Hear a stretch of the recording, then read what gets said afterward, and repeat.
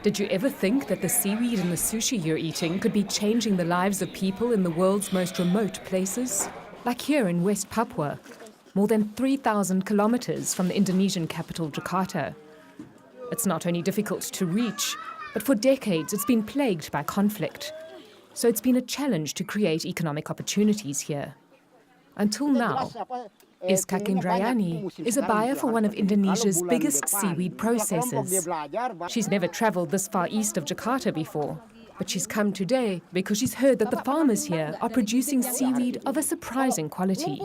And she says the $6 billion a year global seaweed industry has the potential to pull these neglected coastal communities out of obscurity. Coastal communities are no longer marginalized communities. They have a great chance to improve their living conditions. And one way is through seaweed. In 2012, Indonesia's seaweed exports were worth almost $180 million. And this year, the country aims to more than double its 2012 production figures, vying to become the world's biggest seaweed producer. So to source more high-quality seaweed, buyers like Iskak now have to travel further afield. Seaweed farmer Hassan Basri Hiremba finds it hard to believe that the buyer has come to them. I dreamed that one day the buyer would come, and thank God it has happened. I feel very proud because before it was just in my imagination that I would meet the buyer. One reason for Basri's surprise is that just 3 years ago, the people in this village knew nothing at all about seaweed. They were fishermen and relied on irregular seasonal catches to survive. Then a government project, supported by the UN's International Fund for Agricultural Development, or IFAD, worked with the community to help them identify their problems and come up with their own solutions.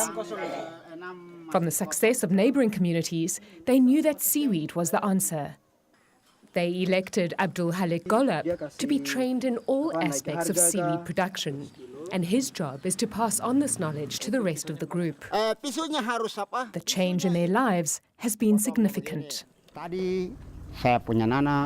Before, I didn't have enough income for my children to go to school, but with seaweed, our children can go to university. Unlike when they relied on fishing, the seaweed farmers now have earnings throughout the year. And both Golab and Basri have almost quadrupled their incomes.